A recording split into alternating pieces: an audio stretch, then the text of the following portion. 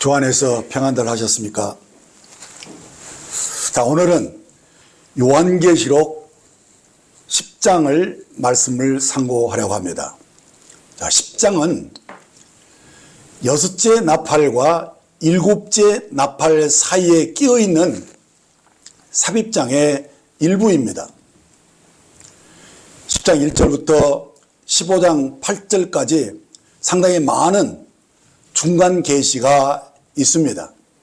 그 이유는 이제 본격적으로 후 3년 반에 참혹하고 두려운 하나님의 최종적인 심판이 곧 진노의 재앙이 시작될 것이기 때문에 오늘 이 말씀을 기록하신 것입니다.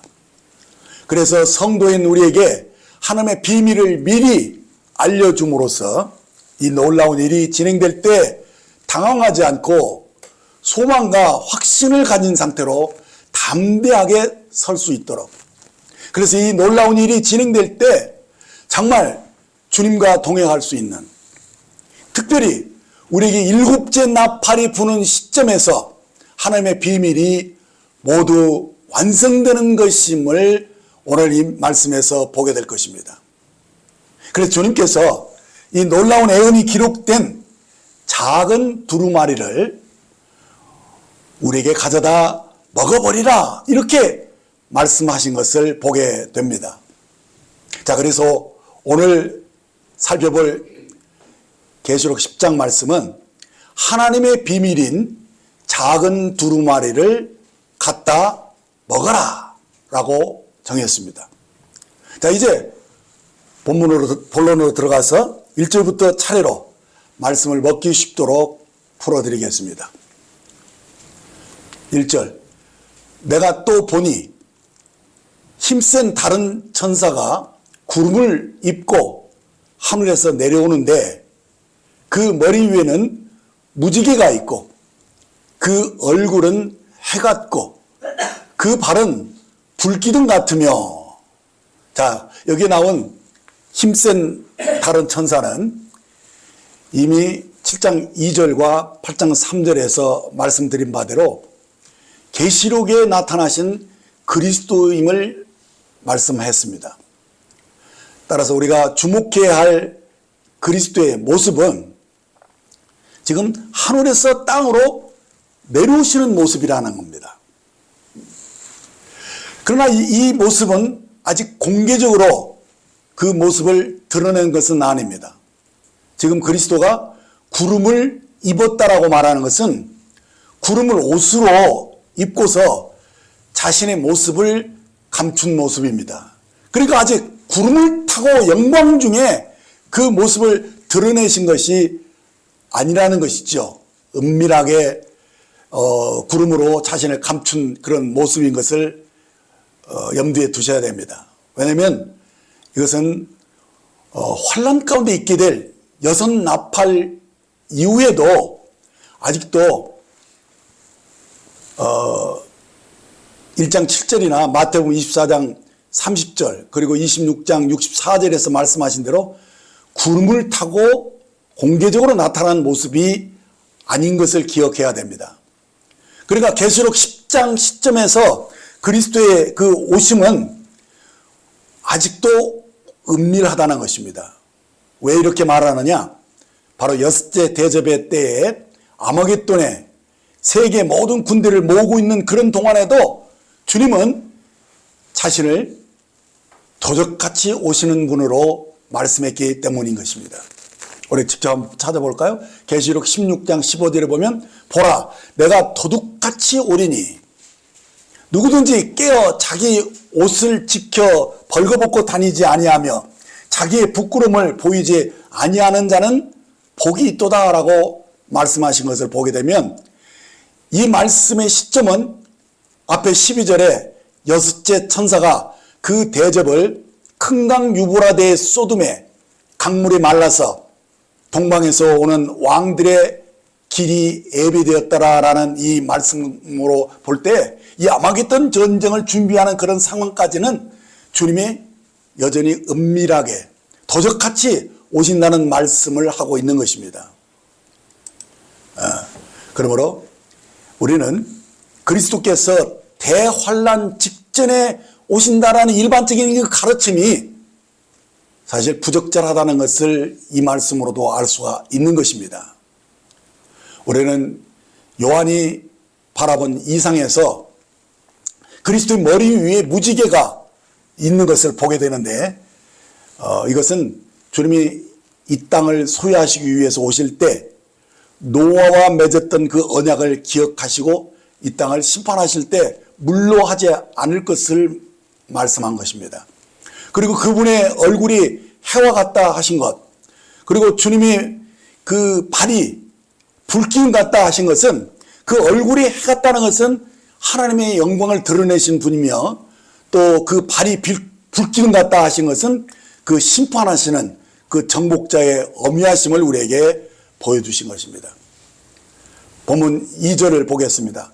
그 손에는 펴놓은 작은 두루마리를 들고 그 오른발은 바다를 밟고 왼발은 땅을 밟고라고 말씀합니다. 그리고 그의 손에 펴놓은 작은 두루마리를 들고 서 계신 모습은 우리가 이미 앞에서 보았습니다. 곧 계시록 5장 1절에서 보좌에 앉으신 모습에 그 오른손에 7인이 봉인된 두루마리를 갖고 계시는 것을 보았고요. 이어지는 7절에 어린 양이 그 두루마리를 받아서 그 인을 떼시는 장면을 우리는 이미 보았습니다. 8장 1절에 보면 7인까지 모두 여셨던 것을 보게 되고 이제 7째 인 안에서 특히 7나팔 중에서 6째 나팔 재앙까지 이미 주님이 우리에게 시행하셨던 것을 우리가 살펴보았습니다. 자, 그런데 여기서 지금 10장 2절에서 그의 손에 펴놓은 작은 두루마리를 들고 있는 모습을 볼 때, 와, 이 작은 두루마리는 도대체 무엇인가?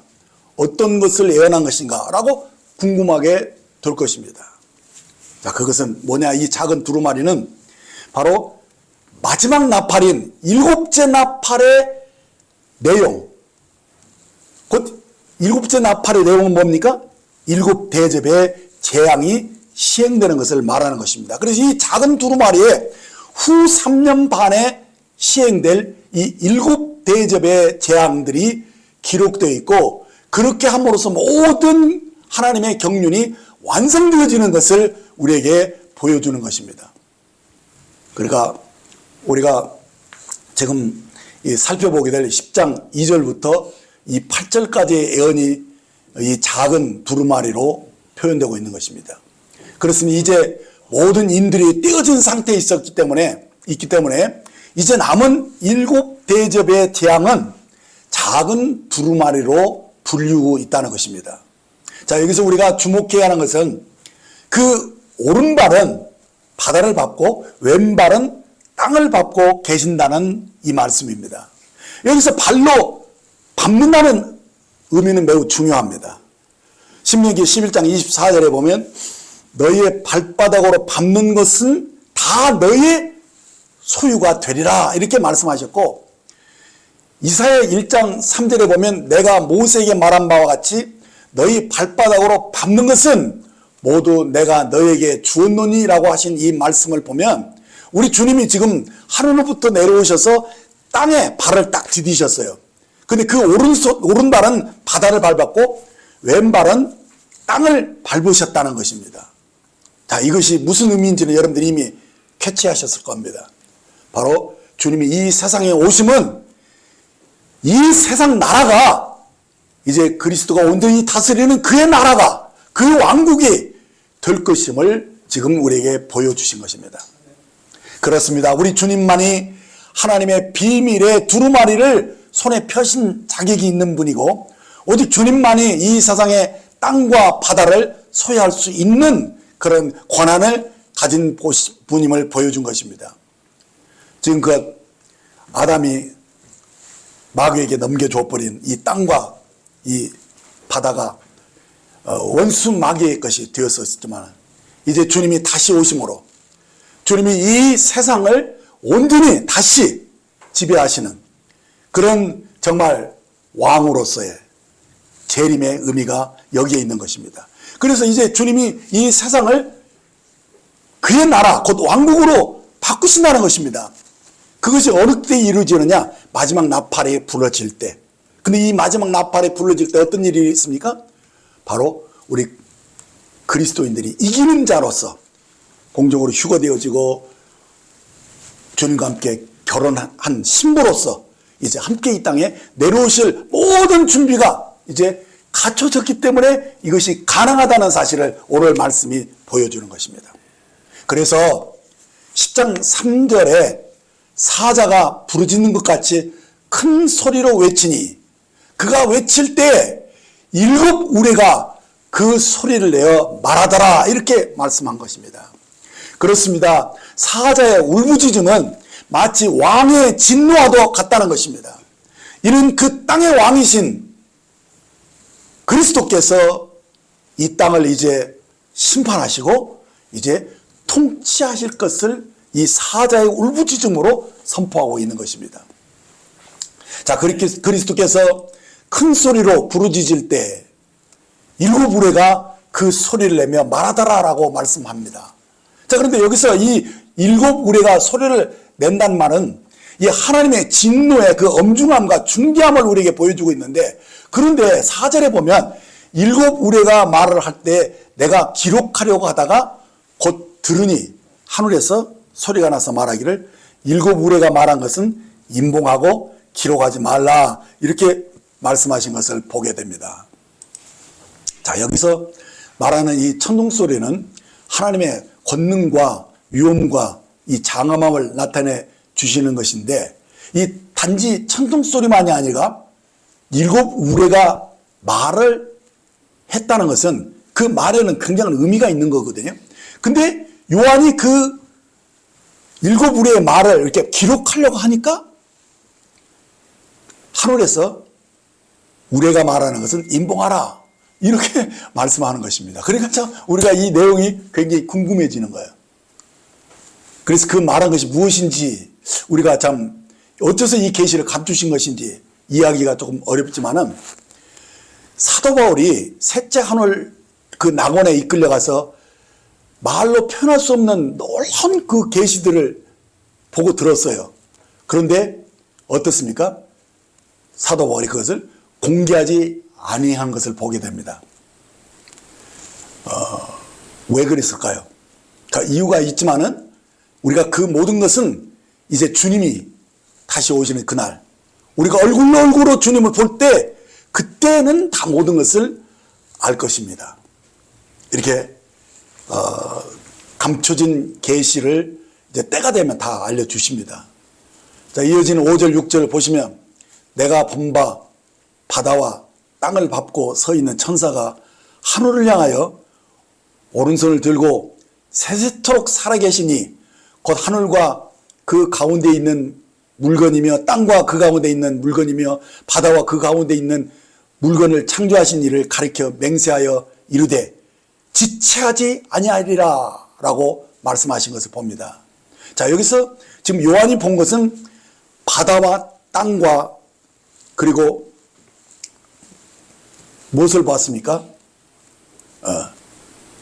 하늘을 봤죠. 자, 이것은 보면 우리에게 무엇을 지금 말씀하려고 하는 것이냐? 바로 하나님이 바로 이 새 바다와 땅과 하늘을 다 창조하신 분입니다. 세세토록 살아계신 이는 하늘과 그 가운데 있는 천사들의 세계를 다 창조하신 분이고, 땅과 그 가운데 있는 사람들의 세계를 다 창조하시고 지배하시는 분이며, 그리고 바다와 그 가운데 있는 어둠의 영들과 귀신들을 통치하시는 이 새 영역을 주님이 다 관장하시는 분임을 우리에게 보여주고 있고요. 그것을 이미 창조하시고 이제 관장하시는 그런 분임을 우리에게 다시 한번 상기시켜주고 그것을 선포하고 계십니다. 그러면서 뭘 말씀하시냐? 이르시되 지체하지 아니하리라 라고 말씀하신 것입니다. 무엇을 지체하지 아니하시겠다는 말입니까? 이것은 6째 나팔 이후에는 땅에 대한 하나님의 심판이 더 지체되지 않을 것임을 이미 보여주었기 때문에 이제 7째 나팔은 하나님의 심판 중에서 가장 엄중한 심판을 끝내고 이제 모든 하나님의 경륜이 완성되어지는 것을 선포하신 것입니다. 그것을 지체하지 않겠다는 것입니다. 6장 10절에 보면 이 순종하는 성도들의 그 기도가 나오는데 바로 이 기도의 응답으로서 지체하지 아니하시겠다라고 말씀하신 것으로 믿어집니다. 그래서 이제 주님이 이 마지막 7째 나팔을 불 때 모든 하나님의 경륜이 완성되어지는 것입니다. 자, 그래서 7절을 보시면 7째 천사가 소리내는 날 그의 나팔을 불려고 할 때 하나님이 그의 종 선지자들에게 전하신 복음과 같이 하나님의 그 비밀이 이루어지리라 이렇게 말씀하신 것입니다. 자, 여기서 우리는 7째 천사가 나팔을 불 때 하나님의 비밀이 완성되는 것을 볼 수 있다는 것입니다.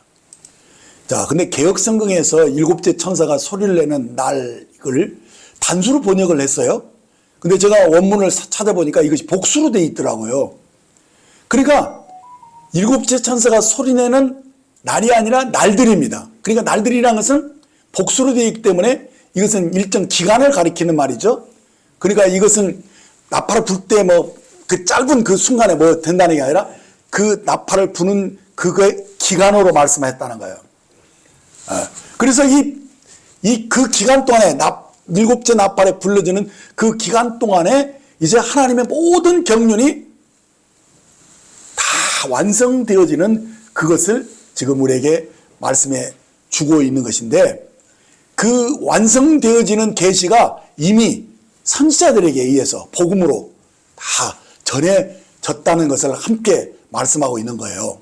그래서 여기서 말씀하고 있는 이 하나님의 비밀이 무엇인지 우리가 좀 밝게 알 필요가 있어요. 그러니까 이 하나님의 비밀은 계시잖아요. 그 계시는 이미 아담부터 모세까지 그리고 모세부터 그리스도까지의 하나님의 모든 이 경륜의 비밀은 이미 모두 밝혀졌다고 봅니다. 그 비밀이 이미 그리스도 예수 안에서 다 완성되어지고 드러나졌어요. 그런데 이제 남은 게 뭡니까? 주님이 재림을 통해서 이루실 그 부분은 우리들이 지금 기다리는 것이고 소망 중에 바라보는 것이죠. 그래서 여기서 말씀하고 있는 하나님 비밀은 이 7째 천사가 나팔을 부는 순간에 이루어질 이 비밀은 후 3년 반에 이루어질 이 종말론적인 사건에 대한 계시를 가리키는 것입니다. 자, 이 7절에서 이런 말씀이 같이 나와 있어요. 하나님이 그 종 선지자들에게 전하신 복음과 같이 하나님의 그 비밀이 이루어지리라라고 말씀하셨기 때문에 이 하나님의 비밀을 단지 7째 천사가 부는 나팔 소리 이후에 일어날 그 사건만으로 말하는 것은 아니고 이 사도 바울도요 계속 그 서신서에서 밝힌 것이 바로 하나님의 경륜이에요. 이 하나님의 경륜의 비밀은 바로 영원전부터 하나님이 계획하신 것이 이제 그리스도 안에서 다 완성되어지고 그것이 온전케 되어지는 것을 그 말씀 전체에 다 펼쳐놓으신 것이거든요. 그래서 골로새서 1장 26절 27절에 보면 이 비밀은 만세와 만대로부터 감춰졌던 것인데 이제는 그의 성도들에게 나타났고 하나님이 그로 하여금 이 비밀의 영광이 이방인 가운데 얼마나 풍성한지를 알게 하려 하십니다. 이 비밀은 너희 안에 계신 그리스도님 곧 영광의 소망이니라 라고 말씀하신 것입니다. 그렇습니다. 이 비밀은 우리 안에 오신 그리스도입니다. 자, 이것이 우리가 반드시 알아야 할 영광의 소망이고 경건의 비밀인 것입니다. 디모데후서 3장 16절에 보면 크도다 경건의 비밀이여 그렇지 않다 하느니 없도다. 그는 육신으로 나타난 바 되시고 영으로 의롭다 하심을 받으시고 천사들에게 보이시고 만구에서 전파되시고 세상에서 믿음 받으시고 영광 가운데 올려지셨느니라. 이 하신 이 말씀, 이 하나님의 비밀은 무엇부터 시작됩니까? 그리스도가 성육신한 비밀부터 시작해서 이제 주님이 우리를 위해서 대신 죽으시고 부활하시는 이 모든 과정 속에서 바로 하나님의 경륜이 우리 안에서 이루어진다는 거예요. 그래서 주님이 십자가에 죽으시고 부활하심으로써 믿는 우리들에게 무엇이 주어집니까? 영생이 주어지죠. 그리고 영생만 주어지는 게 아니라 성령님이 내주하시는 것입니다. 그렇게 하면서 이제는 이 성령님이 계속 우리를 그 아들의 형상으로 변화시켜 가면서 다시 오실 주님을 기다리는 거예요. 이게 재림의 의미죠. 그래서 우리들을 하나님의 성전으로 완성시켜 가는 거예요. 우리를. 그래서 다시 오시는 그날에 우리 몸이 완전히 구속까지 이루어져서 그리스도 형상을 온전히 회복해버리고 이루음으로써 이 경건의 비밀이 완전히 완성되어지는 거예요. 우리가 그리스도와 같아진다는 얘기입니다. 그래서 그리스도의 신분은 사실 그리스도와 똑같은 하나가 되어버린 그 사실을 보여준 것이죠. 이게 하나님의 경륜의 비밀의 하이라이트죠. 그래서 나중에는 성령과 신부가 하나가 돼서 이렇게 말을 합니다. 이제 이 마지막 일곱째 나팔에 부러질 때 비로소 이 모든 하나님의 경륜의 비밀이 완성되어진다는 말씀인 것입니다. 계시록 11장 15절에 보면 일곱째 천사가 나팔을 불 때 하늘에 큰 음성이 나서 이르되 세상 나라가 우리 주와 그의 그리스도의 나라가 되어 그가 세세토록 왕노릇 하시리로다 라고 말씀한 것입니다. 그렇습니다. 일곱째 천사가 나팔을 불 때 하나님의 영원전부터 교회가 졌던 하나님의 궁극적인 그 경륜의 비밀이 이루어진다는 것입니다. 그렇다면 하나님이 그 선지자대로 이미 구약 때부터 전해졌던 그 복음이 구체적으로 무엇인지 우리가 한번 상기해 볼 필요가 있습니다. 이사야 선지자가 예언한 이 복음만 봐도 여기에 이미 하나님의 영원한 경륜이 이미 구약시대부터 계시되어 있었어요. 그래서 주님이 이 땅에 태어나신 것부터 시작해서 이새의 뿌리로 태어나서 가지고 그 다음에 주님이 교회를 이루시고 다시 오시는 이 모든 과정 속에서 다시 오셨을 때 그 영광, 새하늘과 새 땅의 영광을 이미 이사야서에 우리 다 애어내고 기록해 놨다는 거예요. 이 복음을 우리를 간직해야 된다는 것입니다. 우리가 한번 이사야서에 있는 그 복음 이것을 다시 한번 읽어드릴게요. 잠깐 시간이 없으니까 설명하지 않고도 여러분들이 그냥 읽기만 해도 은혜가 돼요. 이사야 11장 1절로 10절과 65장 17절로 20절 그리고 66장 22절 이걸 읽어드리겠습니다. 자, 이사야 11장 1절로부터 읽습니다. 이새의 줄기에서 한 싹이 나며 그 뿌리에서 한 가지가 나서 결실할 것이요 그의 위에 여호와의 영 곧 지혜와 총명의 영이요 묘략과 재능의 영이요 지식과 여호와를 경외하는 영이 강림하시리니 그가 여호와를 경외함으로 즐거움을 삼을 것이며 그의 눈에 보이는 대로 심판하지 아니하시며 그의 귀에 들리는 대로 판단하지 아니하며 공의로 가난한 자를 심판하며 정직으로 세상에 겸손한 자를 판단할 것이며 그의 입의 막대기로 세상을 치며 그의 입술의 기운으로 악인을 죽일 것이며 공의로 그의 허리띠를 삼으며 성실로 그의 몸에 띠를 삼으리라. 그때 이리가 어린 양과 함께 살며 표범이 어린 염소와 함께 누우며 송아지와 어린 사자와 살찐 짐승이 함께 있어 어린아이에게 끌리며 암소와 곰이 함께 먹으며 그것들의 새끼가 함께 엎드리며 사자가 소처럼 풀을 먹을 것이며 젖먹는 아이가 독사의 구멍에서 장난하며 젖된 어린아이가 독사의 굴에 손을 넣을 것이라. 내 거룩한 산 모든 것에서 해됨도 없고 상함도 없을 것이니 이는 물이 바다를 덮은 것 같이 여호와를 아는 지식이 세상에 충만할 것임이라. 그날에 이새의 뿌리에서 한 싹이 나서 만민의 가치로 설 것이요 열방이 그에게로 돌아오리니 그가 거한 것이 영화로우리라. 아멘. 또 이사야서 65장 17절 20절을 보면 보라 내가 새하늘과 새 땅을 창조하나니 이전 것은 기억되거나 마음에 생각나지 아니할 것이라. 너희는 내가 창조하신 것으로 말미암아 영원히 기뻐하며 즐거워할지라. 보라 내가 예루살렘을 즐거운 성으로 창조하며 그 백성을 기쁨으로 삼고 내가 예루살렘을 즐거워하며 나의 백성을 기뻐하리니 이는 소리와 부르짖는 소리가 그 가운데에서 다시는 들리지 아니할 것이며 거기는 날수가 많지 못하여 죽는 어린아이와 수완이 차지 못한 노인이 다시는 없을 것이라.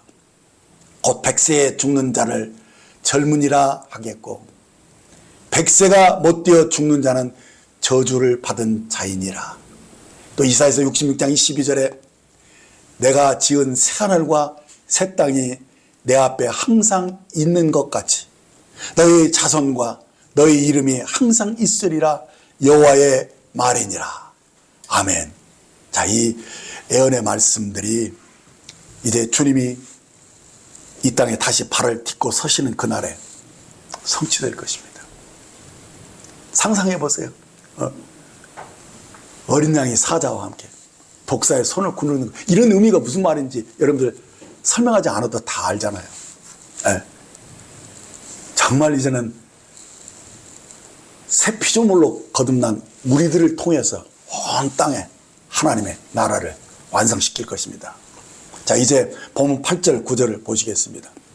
하늘에서 나서 내게 들리던 음성이 또 내게 말하여 이르되 내가 가서 바다와 땅을 밟고 서 있는 천사의 손에 펴놓은 두루마리를 가지라 하기로 내가 천사에게 나아가 작은 두루마리를 달라고 한즉 천사가 이르되 갖다 먹어버리라. 내 배에는 쓰나 내 입에는 꿀같이 달리라 하거늘 내가 천사의 손에서 작은 두루마리를 갖다 먹어버리니 내 입에는 꿀같이 타나 먹은 후에 내 배에서는 쓰게 되니라. 자, 여기서 하늘에서 들리는 음성이 요한에게 지금 무엇을 말씀했습니까? 천사의 손에 펴놓은 이 두루마리를 가지라 이렇게 말씀하셨는데 그래서 이제 요한이 천사에게 나아가서 작은 두루마리를 달라고 이렇게 했을 때 천사가 그때 그것을 갖다 먹어버리라 이렇게 말씀하는 것을 보게 됩니다. 참 매우 적극적인 권면을 한 것이죠. 자, 하나님은 이렇게 우리가 하나님의 비밀이 적힌 이 두루마리를 가지기를 원하시는데 그저 받아 가지는 것을 넘어서서 그것을 우리가 갖다 먹어버리기를 바라셨다는 사실입니다. 그렇습니다. 하나님은 우리가 하나님의 말씀을 가지기를 바라실 때 이것을 아예 통째로 그거 먹어버려 가지고 그 말씀이 나의 살이 되고 피가 되기를 바라신다는 사실을 보여줍니다. 그래서 성경을 보면 우리가 말씀을 보고 듣는 것을 넘어서서 어떻게 해야 되느냐? 그것을 갖다 먹어버려야 한다는 말씀입니다. 그렇습니다. 우리가 말씀을 먹는다는 것은 이 하나님의 말씀을 우리 전 존재에 받아들인다는 의미잖아요. 그러니까 이건 하나님의 비밀인 이 신성한 계시를 우리가 의심하지 않고 액면 그대로 100% 그대로 그냥 믿어버리는 거, 그걸 의미하고 있는 거예요. 그래서 그 지시를 따라서 이제 전폭적으로 사는 삶. 그래서 실제로 선지자들은 하나님의 말씀을 받을 때 어떻게 했느냐? 받아 먹어버린 것으로 표현하고 있습니다. 에레미야 15장 16절을 보면 만군의 하나님 여호와시여 나는 주의 이름으로 일컬음을 받는 자라. 내가 주의 말씀을 얻어먹었사오니. 주의 말씀은 내게 기쁨과 내 마음에 즐거움이오나 라고 말씀하고 있고요. 그러니까 실제로 이 말씀을 먹어버렸다는 거예요. 그래서 그 먹은 것이 그 결과가 뭐냐? 기쁨이 되고 마음에 즐거움이 됐다라고 고백하고 있어요. 또 에스겔서 3장 1절로 3절을 보면 또 내가 내게 이르되 인자야 너는 발견한 것을 먹으라.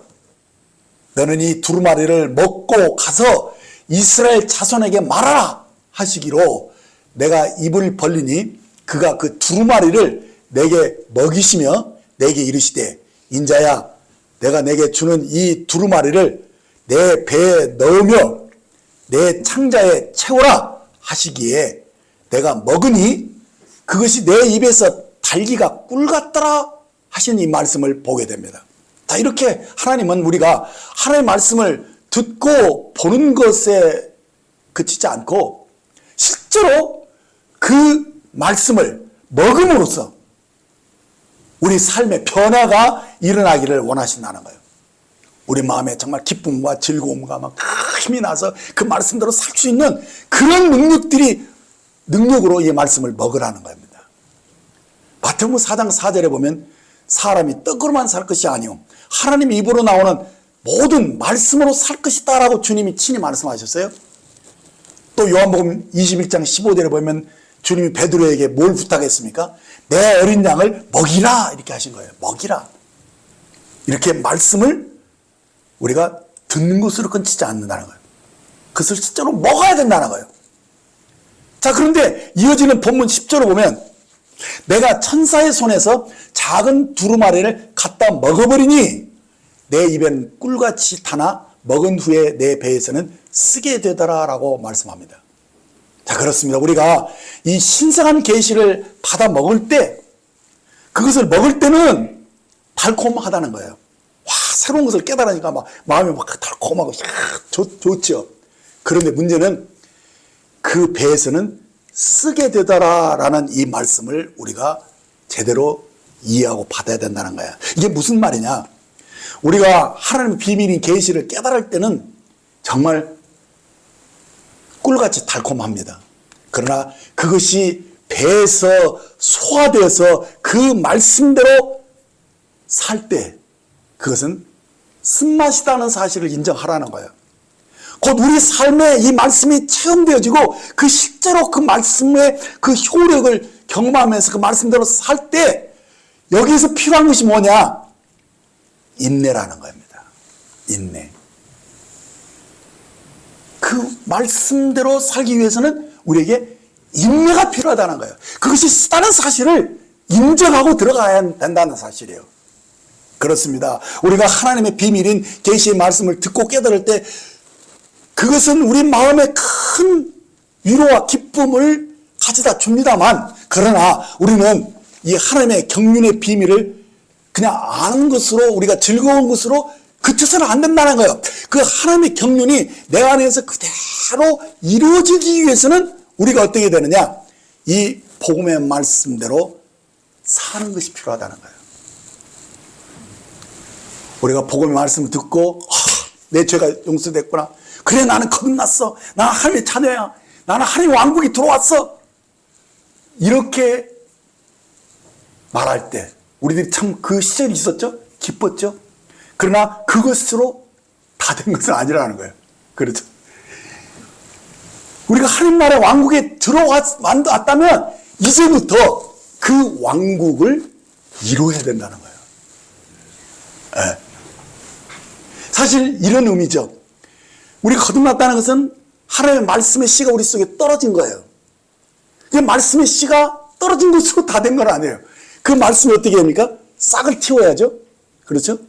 그리고 잎을 내고 줄기가 자라서 이제는 이삭에 충실한 곡식이 되어야만 비로소 그것이 추수되어 곡간에 들어간다는 사실이에요.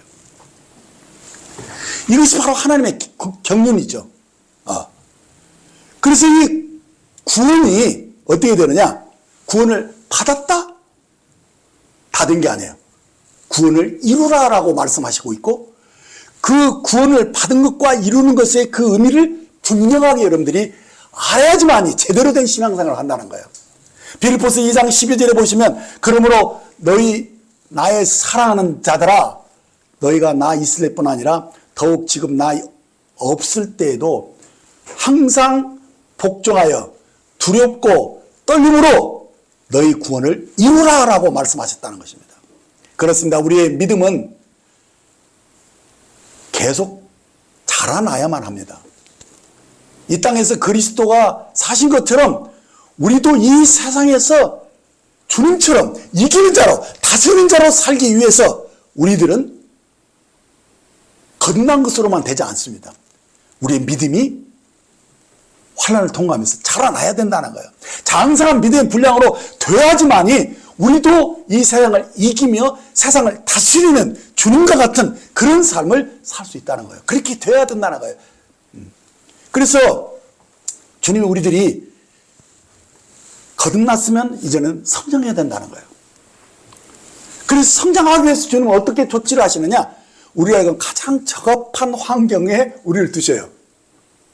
그런데 행복하기만 한 게 아니에요. 여러 가지 시험을 만나면서 거기서 우리가 성장이 이루어진다는 사실을 인정하라는 거예요. 그래서 하나님은 우리를 모든 것을 아시고 그 경륜 속에서 우리를 경영하시는 것이거든요. 자, 그러므로 우리들이 내가 처한 환경과 어려움 이것을 어떻게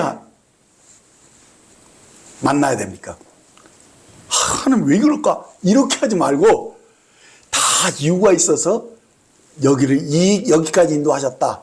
그래서 여기서 먼저 불평부터 하지 말아야 돼요. 그렇죠? 나 이렇게 했으면 좋겠는데 하나님을 그럼 어떻게 하냐? 자꾸 나를 오래 참게 하시는 거야. 하나님이 막 기다리게 하시는 거야. 힘들어. 그렇지만은 거기에서 우리의 믿음이 성장한다는 거예요. 거기에서 우리들이 주님의 형상으로 아름답게 되어진다는 거예요. 그렇죠.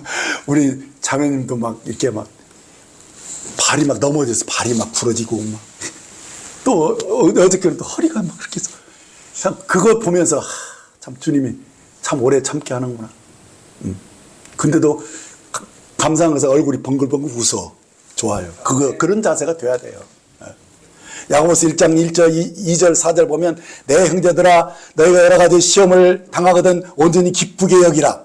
이는 너희의 믿음의 시련이 인내를 만들어낸 줄 너희가 알미라. 인내를 온전히 이루라. 이는 너희를 온전하고 구비하여 조금도 부족함이 없게 하려 합니다. 라고 말씀하고 있습니다. 그렇습니다. 제가 여기서 여러분들에게 질문 하나를 하고 싶어요. 신중하게 여러분들이 한번 답변해 보세요. 여러분, 우리가 무엇으로 구원을 얻는다라고 생각하십니까? 대부분 믿음으로 얻는다라고 쉽게 대답을 합니다. 과연 그럴까요? 다시 질문하면 좀 겁이 나가지고 어떤 분은 우리의 선한 행위로 얻는 것이 아니라 그리스도가 흘려주신 보혈의 공로를 믿음으로 얻는 것입니다. 라고 아주 구체적으로 답을 합니다. 네, 그리스도의 보혈로 우리가 지은 죄를 용서받는 것은 진리입니다. 그러나 그것이 전부입니까? 우리는 여전히 또다시 죄를 범하고 있지 않습니까? 자, 그러면 또다시 보혈의 공로를 의지하기만 하면 됩니까? 아닙니다. 우리가 진정으로 거듭났다면 이제 그 얻은 구원으로 우리의 구원을 이루어가야 한다는 것입니다. 어떻게 우리가 믿음으로 얻은 이 구원을 이루어가는 것입니까? 그건 우리 안에 성령님이 오셨다는 거예요. 그래서요, 우리를 돕고 계셔요. 우리의 유익을 위해서 성령님이 여러분 안에서 탄식도 하시고 성령님 여러분들 일깨우시면서 우리 안에서 주님이 계속 우리 믿음이 자라나게 하신다는 사실이에요. 그러기 위해서 우리들이 어떻게 해야 되느냐? 하나님의 말씀을 먹어야 돼요. 그리고 그 말씀대로 순종하는 그 과정을 인내로 잘 감당해야 된다는 거예요. 이게 우리들이 책임이에요. 그래서 그 말씀으로 우리들이 실제로 식물 어떨까요? 그 계시가 왔을 때 우리들이 굉장히 달지요. 그게 단 것만이 아니라 이제는 그 깨달은 그 말씀대로 살기 위해서는 우리는 쓴 것도 감당해야 된다는 거예요. 인내해야 된다는 거예요. 우리가 인내가 없이는 우리의 구원이 이루어질 수 없다는 거예요. 그것을 여러분들이 아시고 계속 어떻게 되느냐? 우리가 아는 것으로 그쳐서는 안 돼요. 그것을 계속 어떻습니까? 묵상하고 되새김질하는 것이죠. 되새김을 어찌 합니까? 입으로 자꾸 고백을 하면서 그것을 음미하는 것입니다. 여러분들이 음식을요 많이 씹으면 거기서 달아요. 단계 나와요. 근데 그것이 실제로 우리에게 유익이 되거든요. 그런 과정들을 여러분들이 귀중히 여기면서 이 되새김질 속에서 이 계시의 말씀으로 여러분이 단맛을 느끼고 그것이 실제로 여러분의 삶의 능력이 돼가지고 이 세상을 이기는 자로 나타나야 돼요. 타협하지 마세요. 뒤로 물러나지 마세요. 뒤로 물러가면 주님이 기뻐하시지 않은 거예요. 네. 그래서 어떤 형편이 있든지 간에 내가 믿음을 배반하지 않는, 주의 이름을 배반하지 않는 그러한 자세로 주님을 계속 기다리고 그날에 내가 이 믿음이 완성될 것이라는 이 사실을, 곧 주님의 재림에 대한 그 소망이 실제가 되어야 된다는 사실이에요. 그래서 정말 우리의 구원이 구체적으로 우리 안에서 이루어져 가야 돼요. 네. 그것이 바로 재림을 기다리는 소망 중에 사는 그 사랑을 구체적으로 표현하고 완성시키는, 그래서 주님의 형상을 온전히 이루는 그러한 신앙생활이 되셔야 한다는 것입니다. 그래서 아까 제가 여러분들에게 질문했던 그 답을 제가 대신하겠습니다. 우리의 구원이 그리스도를 구주로 믿음으로 시작되었지만 인내로 이뤄가야 한다라는 겁니다. 네. 이게 진정한 구원론이에요. 사람들이 믿음으로 구원을 얻고 다 된 것처럼 말게 하지만 그렇지 않아요. 믿음으로 구원을 얻은 사람들은 믿음으로 살아야 되고 주님 오시는 날 그날 완성되는 거예요. 그래서 계속 성령으로 살아가는 것이 얼마나 소중한 것을 인식하고 살아서 여러분들이 신령한 사람, 장성한 사람이 되셔야 한다는 겁니다. 이제 본문 11절 말씀으로 오늘 말씀을 마치려고 합니다. 그가 내가 말하기를 내가 많은 백성과 나라와 방언과 임금에게 다시 애언하여야 하리라 하더라. 그렇습니다. 우리가 하나님께 받은 계시의 말씀을 다시금 누군가에게 다른 얘기에 애언하려면 어떻게 해야 됩니까? 우리가 듣고 아는 것으로 그쳐서는 안 됩니다. 반드시 그 말씀을 실제로 먹고 되새김질하면서 달콤함을 누릴 뿐 아니라 그 배에서 쓴맛을 느끼는 그 인내를 온전히 이루어야 한다는 것입니다. 그래서 내가 정말 체험한 말씀이라야 말씀을 전할 때 다른 사람들이 그것이 애언이 되는 거예요. 강력하게 다른 사람들에게 증거가 가고 증인이 비로소 증인의 역할을 하는 것입니다. 자, 그런데 이런 영적인 교훈뿐만 아니라 여기서 실제로 요한에게 다시 애언하리라 하신 이 말의 의미는 무엇이냐? 이 작은 두루마리를 갖다 먹으라고 하셨다는 거예요. 이 작은 두루마리를 먹어야지만이 그가 다시 애언할 수 있다는 거예요. 그러면 이 작은 두루마리는 뭐냐? 바로 11장부터 18장까지의 후 3년 반에 되어질 일들, 그것을 작은 두루마리에 기록된 애언이라는 것입니다. 그래서 요한은 하나님의 비밀의 경륜의 마지막 부분이 이 작은 두루마리를 그가 먹은 후에 그것이 입에서 달았지만 배에서 쓰다는 것을 느낌으로써 이제 다시 예언할 수 있었다는 사실이에요. 그렇습니다. 이 계시록의 말씀은 하나님의 비밀을 알게 되는 것이죠. 그럴 때 우리들이 굉장히 막 새로운 이 놀라운 사실들을 보며 여러분들이 달콤하게 느끼지만 실제로는 배에서 쓴맛을 느끼게 되는 것은 이 내용이 대부분 하나님의 진노와 재앙이 막 기록되어 있어요. 그렇죠? 그래서 정말 이 말씀 그대로 우리가 이 애언을 누군가에게 다시 전하려고 한다면은 정말 우리가 이 작은 두루마리를 실제로 먹고 그 배에서 쓴맛을 느낀 사람들이 되셔야 합니다. 이 책의 애언은 크게 두 부분으로 구성되어 있어요. 계시록 말입니다. 첫 번째 부분은 첫째부터 여섯째 나팔까지 은밀한 예언으로 들어졌어요. 은밀하다는 것은 언제 주님 우리를 불러가실지 모른다는 의미예요. 새벽별을 바라보는 믿음이죠. 자, 그런데 이제 이 두 번째 부분은 뭐냐? 공개적으로 나타나는 주님의 그 영광을 보여주는 거예요. 예. 그래서 이 일곱째 나팔부터 새하늘과 새 땅에서 이루어지는 그 공개적인 예언들이 다 포함되어 있는 것이죠. 요한은 이미 이 첫째 부분의 예언들을 했습니다. 이제 그가 다시 예언해야 할 것들이 무엇이냐? 이 책의 둘째 부분인 이 작은 두루마리 아래에 적힌 것들을 예언해야 하는 것입니다. 이제 요한이 공개적으로 드러내야 할 이 두 번째 예언은 그리스도가 공중에서 이 지상에 내려오셔서 그 발을 바다와 땅을 받고 서셨을 때 그 땅의 소유권을 주장하심으로써 이 세상 나라가 주님 나라로 바뀐 그리스도의 왕국을 공개적으로 나타내는 계시를 말하는 것입니다. 그래서 후 3년 반 동안에 일어날 일들을 그는 다시 예언하고 공개적으로 말을 해야 됩니다. 그래서 일곱째 나팔이 울리면 그때 어떤 일이 일어납니까? 성도의 휴거가 일어나고 그리스도의 심판대가 세워지고 어린 양의 혼인잔치가 배설되어지고 적그리스도와 거짓 선지자들이 패배시키기 위해서 이제 그리스도께서 선택한 군대를 이끌고 이 땅에 다시 발을 디딜 때 사탄이 옥에 갇히고 그리고 천년왕국이 도래하게 됩니다. 교회가 그리스도의 신부로서 함께 보좌에 앉아서 1000년 동안 함께 왕노릇하게 될 것입니다. 그리고 난 후에 사탄이 그 옥에서 잠깐 풀려나와 땅의 사망의 백성들을 미혹하고 인류의 마지막 배역이 일어납니다. 그래서 이들이 이 마귀와 함께 유황불에 던져지죠. 그리고 난 후에 이제 크고 흰 보좌에서 영원한 운명이 결정되어지는, 그러니까 죽은 자들의 심판이 펼쳐지면서 이제 새 예루살렘 성이 하늘에서 내려오게 되고 새하늘과 새 땅이 영원히 계속되어지는 이 모든 예언이 바로 하나님의 마지막 경륜의 마지막 부분인 이 작은 두루마리의 예언인 것입니다. 이것을 이제 이후에 이제 계속 우리들이 말씀을 같이 살필 것입니다. 근데 오늘은 그걸 개괄적으로 말씀하는 것이죠.